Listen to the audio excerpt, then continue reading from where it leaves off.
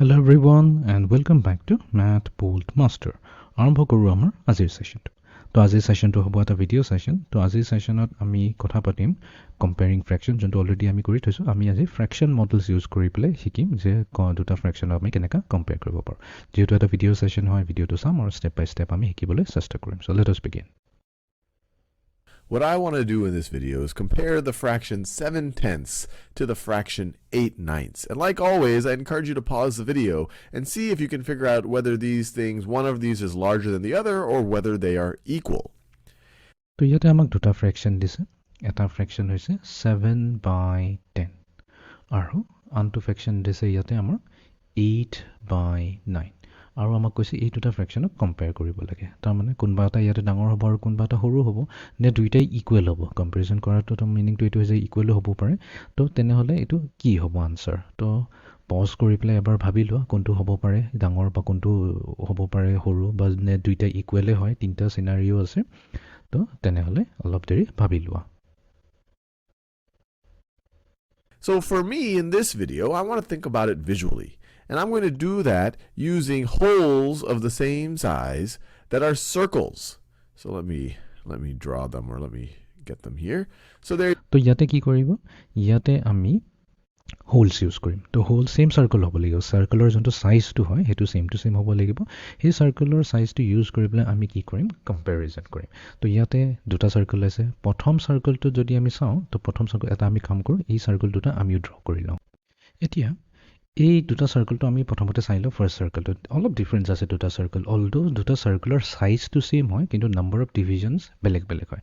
এতিয়া প্ৰথম সাৰ্কেলটোত যদি চাওঁ কেইটা ইকুৱেল পাৰ্টছ আছে, 1 2 3 4 5 6 7 8 9 10 10টা ইকুৱেল পাৰ্টছ আছে। কেলে? বিকজ ইয়াৰ ডিনমিনেটৰটো হৈছে 10 আৰু নেক্সট ফ্ৰেকশনটো যদি চাওঁ ইয়াৰ ডিনমিনেটৰ হৈছে 9। তো তাৰমানে ইয়াৰ 9টা ইকুৱেল পাৰ্টছ থাকিব লাগে। কাউণ্ট কৰি চাওঁ 1 2 3 4 5 6 7 8 9 ইয়াতে 9টা ইকুৱেল পাৰ্টছ আছে। There you go. So these are holes of the same size. I'm going to compare 7/10 of this hole of this circle to 8/9 of this hole, which is a circle of the exact same size. If you're comparing 7/10 of a small circle to 8/9 of a bigger circle, or 7/10 of a big circle to 8/9 of a smaller circle, or a different shape, then you really can't make the comparison. But we're going to compare 7/10 of the same hole to 8/9 of the same hole. এতিয়া previous সেশনত যদি চাইছিলে তো comparison কৰাৰ সময়ত অলপ easy আছিলে। Because দুইটা ফ্ৰেকশন যোনটো দিয়া আছিলে আইডাৰ সিহঁতৰ নিউমাৰেটৰ সেম আছিলে নহ'লে দুইটাৰে ডিনমিনেটৰ সেম আছিলে। তো তেতিয়া কম্পেৰিজন কৰাত অলপ ইজি হৈছিলে। বাট এইবাৰ কেছত কি হৈছে, নিউমাৰেটৰ ডিনমিনেটৰ দুটা ফ্ৰেকশনৰে একদম ডিফাৰেণ্ট হয়। সেইকাৰণে আমি ইয়াতে কি কৰিছোঁ, ইয়াতে আমি দুটা সেম সাৰ্কেল লৈছোঁ, দুটা সেম হোল লৈছোঁ, তাৰমানে সেম সাইজৰ সাৰ্কেল লৈছোঁ। বাট খালি আমি ডিভিজনটো অলপ বেলেগ বেলেগ কৰিছোঁ। ফাৰ্ষ্ট ফ্ৰেকশনৰ কাৰণে ফাৰ্ষ্ট ফ্ৰেকশনটোৰ কাৰণে আমি 7/10 10টা ইকুৱেল পাৰ্টছ লৈছোঁ আৰু ছেকেণ্ড ফ্ৰেকশনটোৰ কাৰণে আমি 9টা ইকুৱেল পাৰ্টছ লৈছোঁ। Now you can see the way that I've pre-drawn it. The circles are the same size, but I've divided them into a different number of sections. Here, since I have tenths, I've divided it into, you see that I've divided it into 1, 2, 3, 4, 5, 6, 7, 8, 9, 10 sections. Over here, since we're dealing with ninths, you can see I've divided into 1, 2, 3, 4, 5, 6, 7, 8, 9 sections. But let's think about what 7/10 represents. It represents 7 of these 10 sections. So let me color them in. So let me get my coloring in tool. So it represents 1, 2, 3, 4, 5, 6, 7 out of the 10 sections. 7/10 মানে কি হ'ব, আমি 7টা region হেৰি কৰিব লাগিব, sheet কৰিব লাগিব। তো এইটো এটা হৈ গ'ল 1 2 3 4 5 6 7। তো 10টা ইকুৱেল পাৰ্টছ আছে। 10টা ইকুৱেল পাৰ্টছৰ পৰা আমি কি কৰিলোঁ, 7 পাৰ্টছ আমি শ্বীট কৰি দিলোঁ। Now what about 8/9? 8/9 is going to represent 8 of these 9 equal sections. 1, 2, 3, 4, 5, 6, 7, 8 of those. তাৰপিছত 8/9 কাৰণে আমি কি কৰিম, 9টা ইকুৱেল পাৰ্টছ আছে। তাৰ 9টা ইকুৱেল পাৰ্টছৰ পৰা আমি 8টা ইকুৱেল পাৰ্টছ আমি শ্বীট কৰি দিম। তো এইটো হৈ গ'ল 1, নেক্সট এইটো হৈ গ'ল 2, তাৰপিছত এইটো হৈ গ'ল আমাৰ 3, এইটো হৈ গ'ল আমাৰ 4, এইটো হৈ গ'ল আমাৰ 5, এইটো হৈ গ'ল আমাৰ 6, এইটো হৈ গ'ল আমাৰ 7, আৰু এইটো হৈ গ'ল আমাৰ 8. 8 parts আমি শেড কৰিলোঁ out of 9 parts. মানে এটা part শেড আমি কৰা নাই. Those sections. So which one of these is larger? Which one is larger? Well, you can see very clearly, and remember, we're using 8/9 of the same whole and 7/10 of that exact same whole. You see that we have colored in more in magenta, or this pinkish color, than we have in blue. So 8/9 is the larger of these two, or we could say that 7/10 is less than 8/9.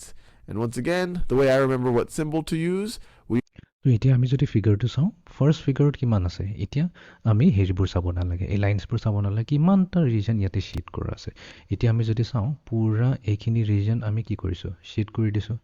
এই গোটেইখিনি portion আমাৰ পুৰা shed হৈ আছে, এইখিনি পুৰা shed হৈ আছে. আৰু যদি আমি ছেকেণ্ড ফিগাৰটোত চাওঁ, এই ছেকেণ্ড ফিগাৰটোত এইখিনিৰ পৰা চাৰ্কুলৰ ইমানখিনি পৰ্চন পুৰা শেড হৈ আছে. এইখিনি গোটেইখিনি পৰ্চন এতিয়া শেড হৈ আছে. তো এতিয়া অবভিয়াছলি কোনখিনি পৰ্চন শেড বেছি হৈ আছে? এই পিংক পৰ্চনটো বেছি শেড হৈ আছে. যিহেতু পিংক পৰ্চনটো শেড হৈ আছে, তো আমি চকুমুদি ক'ব পাৰিম যে এই পৰ্চনটো বেছি ডাঙৰ হ'ব এই পৰ্চনটোতকৈ, বিকজ এইখিনি ক্লিয়াৰলি দুটা ছেম চাৰ্কল হয়. এইখিনিত আমি বেছি শেডেড ৰিজন লৈছোঁ, এইখিনিত কম শেডেড ৰিজন লৈছোঁ. তো তাৰমানে আমি ফ্ৰেকশ্যনত যদি চাওঁ, তেনে তাৰমানে আমাৰ মিনিংটো এইটোৱে হৈ যায় যে 7/10 যোনটো হয় 8/9তকৈ সৰু হয়.